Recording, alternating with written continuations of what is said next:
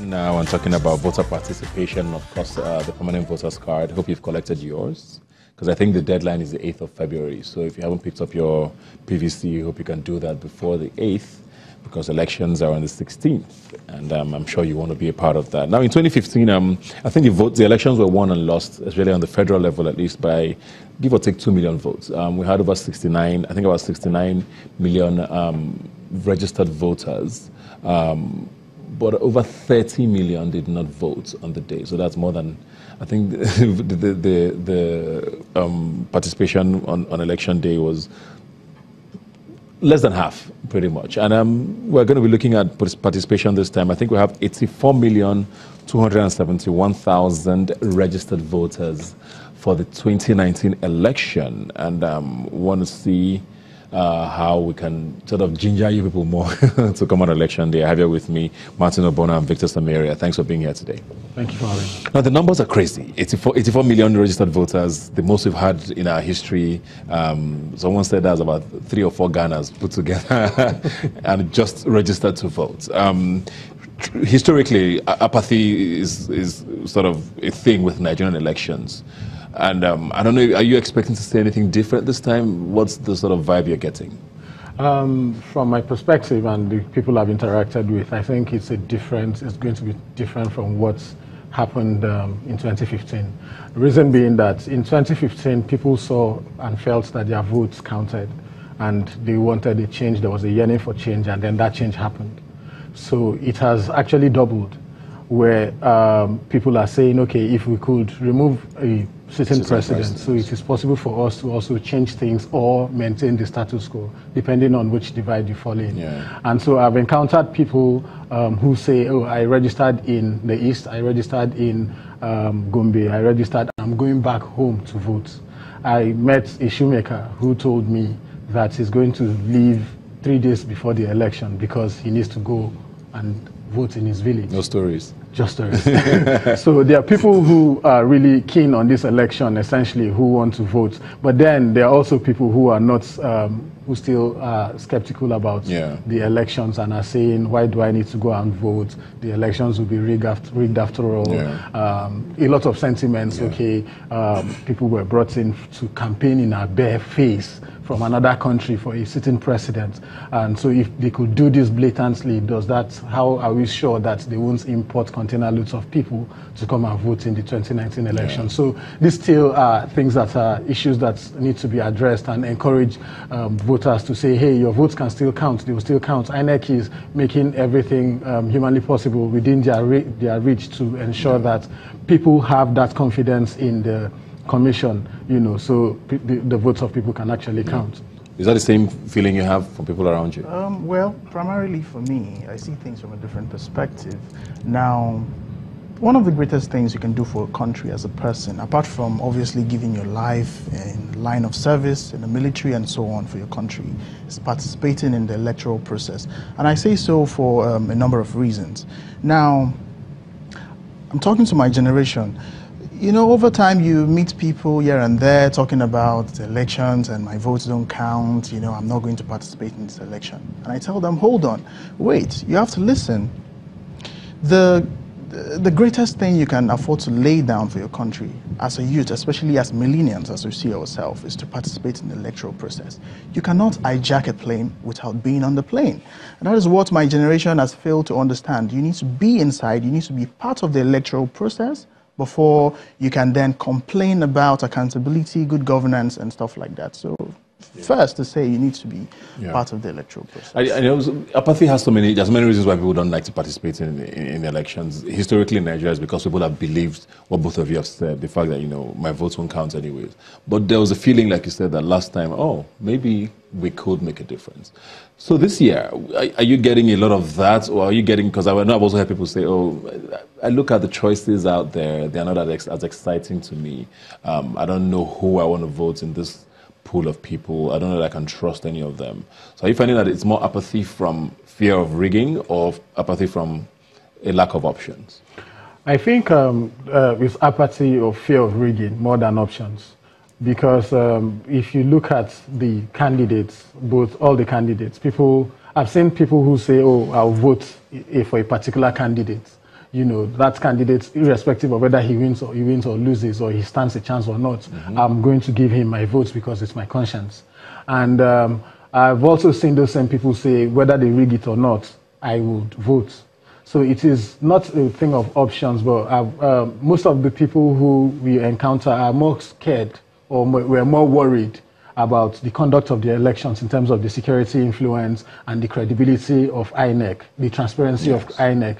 You know, there was that concern of whether or not security agencies will not hijack the process from DSS and the rest. Well, with this new IG coming on board, the tension has doused a little bit. People are still trying to observe to see, okay, will the INEC, will the current chairman, IGP, toe the same line of the former IGP?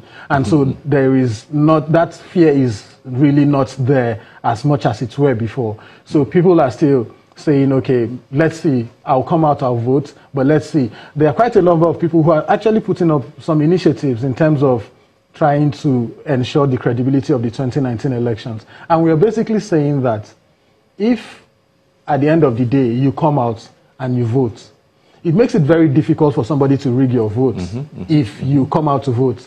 Because politicians who rig elections of the numbers, based on numbers.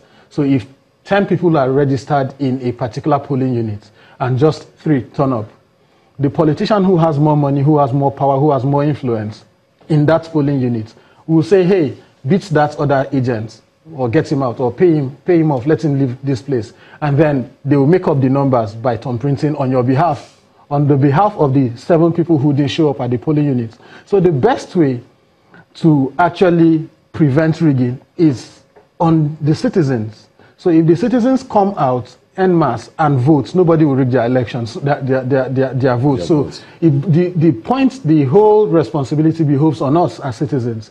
You know, it behoves on the electorate to come out and ensure that they vote, so your votes will not be rigged, essentially. Let's talk about INEC now, because you mentioned there about, you know, confidence in the system, and I think that's a huge talking point for a lot of people.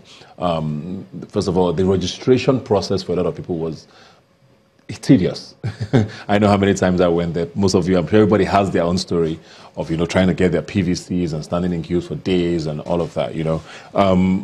Looking at that and looking at election day, which is going to be probably even more hectic because then everybody comes out and wants to cast their vote. Looking at INEC, that might also have affected, you know, the participation and apathy. Are you confident enough?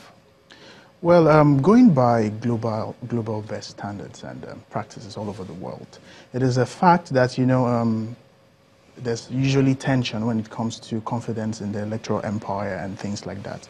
But the first things first, Nigeria must know that we're a developing country. And as such, you know, expecting the independent National Electoral Commission to be at its best, you know, it's way too high and such an expectation from the INEC. Going by global best practices, the INEC has said they're doing the best they can in ensuring the electoral process is transparent. And by comparing in terms of PVC collection, I think pretty much going by the statistics, there's been improvement in terms of PVC collection. And the best we can do as citizens is to encourage the electoral process, encourage INEC by being there for them and being supportive, as opposed to casting aspersions on them as an electoral body. But when you look at the elections they've held recently, yes. Because you're only as good as your last, like we say, your last gig or your last performance. You look at Osun State, you look at Ekiti, and all of the dust that was raised in those processes. And those are state-level elections. Should we be worried? Are you okay with how they performed? Well, a lot of us spoke about the performance of INEC in the recent elections, and personally, I wasn't happy with some of the turn-ups. And then INEC has taken the brace, they've braced for impact, and they're coming back stronger. They've told the entire world that, look, we've come to terms with the fact that, you know, not everything went well in Ekiti in terms of the standards expected of the electoral empire. But they're coming to say that, wait, 2019 is a new era, and then we are confident that we're going to do better. I think we should give INEC the benefit of the doubt to see what they can do in terms of output and performance. What are expectations on election day now? I think with 2 elections in a row now, at least I've been in polling booths where people voted and waited and stayed to count, you know, and it's even more, probably going to be more intense this time because everybody's now ready to guard their votes and all that. But there's also an ENEC regulation or an electoral law that says, you know, when you vote, you should leave the polling booth. And I'd explained that to mean that you can still hang around until, you know, voting is done and all of that. What are your expectations on the day of election from Nigerians? I expect that Nigerians will be of good conduct on the election day, and they will follow the guidelines and rules that INEC has made in terms of ensuring the conduct of election, the peaceful conduct of the elections. Because first off, INEC has said recently that people shouldn't bring their camera phones or phones to the voting point, to the polling units. That's you can go to vote with it, but not to the polling booth. Not to the polling booth, yes. So, so that's because they want to curb vote buying. Yeah. The situation where people thump and then they take a picture of what they've done and go to meet someone out there and say, okay, I voted your party, give me my 5,000. So people need to be aware of that and also ensure that they don't run against those rules. And secondly, within the polling unit or the polling booths, Nigerians should conduct themselves peacefully and in an orderly manner. Third, I would also recommend that the law enforcement agencies be of professional conduct. That will be the highest level of honor they will give to this country and service. Because if you look at elections, everybody was born by parents they didn't choose. But the moment you turn 18, you have the right to choose your leader. And the second person who will take you to your destiny or destination is your leader, the leader you choose. So if you take that away from people, you're denying them a fundamental right that goes down to the root of their being. So I expect that the security agencies would live up to that, the true expectation of citizens, and be of good conduct on that day, and not do what happened in Osun or Ekiti or elsewhere, you know. So let them be very professional. That's my expectation, while citizens also conduct themselves well. You talked a lot about, you know, the important, how voting is sort of a huge deal for you with regards to young people taking it seriously and it being of service to the country. We have some countries, I believe Australia is sort of the beacon for this, where voting is compulsory and you have to vote. If you don't vote, you're fined. And I think that's one of the only countries I know off the top of my head. Do you think it's something that could work here, where it becomes compulsory, you have to vote? Coming from a legal perspective, I think we're still in the developmental stage, you know, of catching up with the rest of the world. But that being said, I think one of the best things, I cannot emphasize this enough, one of the greatest things you can give to your country as a citizen of that country is to be part of the electoral process. Not being part of the electoral process is already bad enough. You're contributing, you're an accessory, so to say, to the bad governance in that country.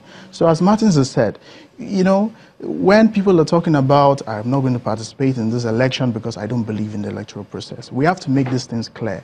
Issues of electoral confidence and not believing in the empire is not just peculiar to Nigeria. In the US, you saw the recent elections, people that up till date, they're still investigating and talking about electoral interference in the US. That should not, that cannot bar a citizen of the United States not to participate in the election, quoting the fact that, there's going to be a proposed rigging in the election, so I'm not going to participate. That is bad reason enough. So particularly, I'm concerned about my generation. We should be part of the electoral process. We should be part of choosing our leaders, because as a matter of fact, the leaders we are seeing today, the politicians all over the place today, are not going to be there in the next 20, 30 years. It's our generation, and then they're incurring debt. We are the people that are going to pay for it. They are committing electoral blunders that we are going to be the people to pay for it. So as a matter of fact, I want my generation to participate fully in this coming election. Talking of participation now, I heard something about a football match. You want to help me unpack that? What is this about? Okay, so our organization TAP Initiative is organizing a novelty football match called PVC Football.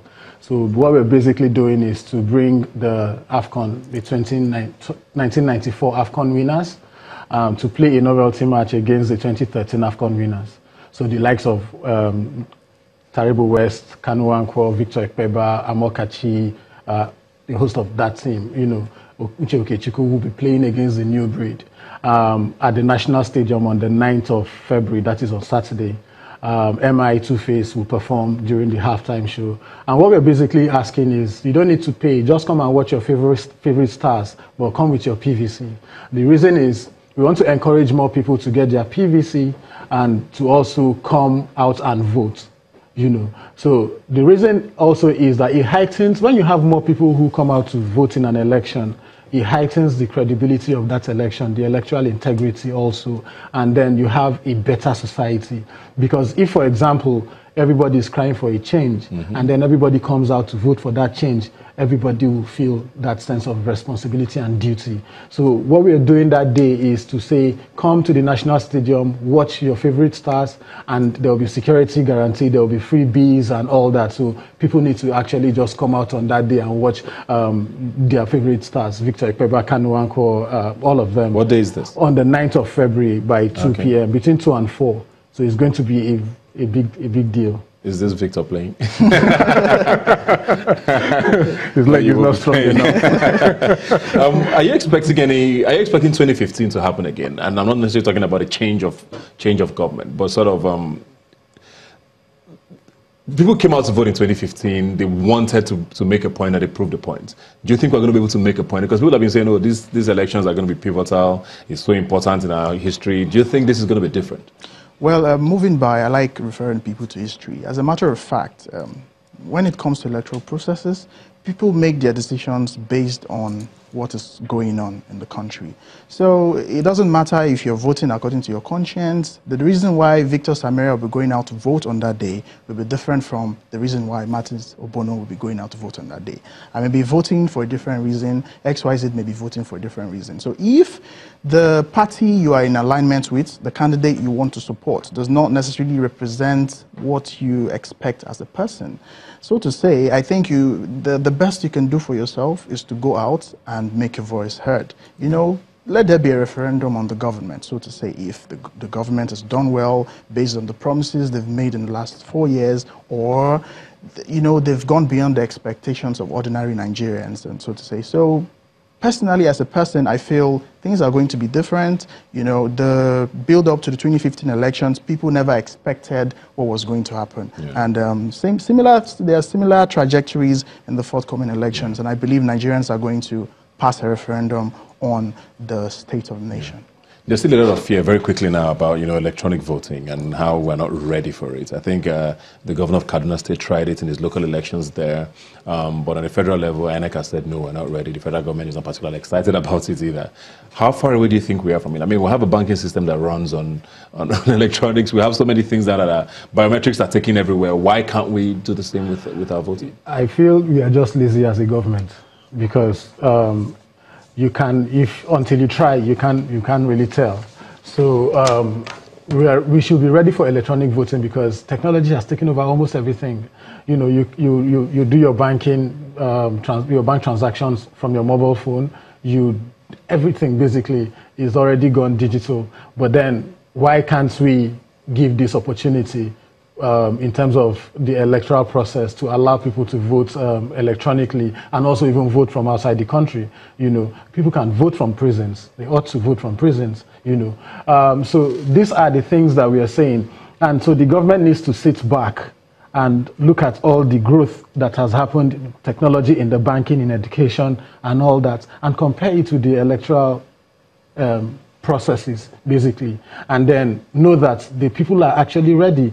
You can't take away the rights of people to vote because of technology. No, when it's readily available. Well, thank you very much, guys, for being here today. Once again, 9th of February, you said, 2 p.m. National Stadium. Surulere. What's the match called? PVC football. PVC football. Yeah. We're going to be watching AFCON champions battle each other. Thanks a lot for being here today, and good luck with your match.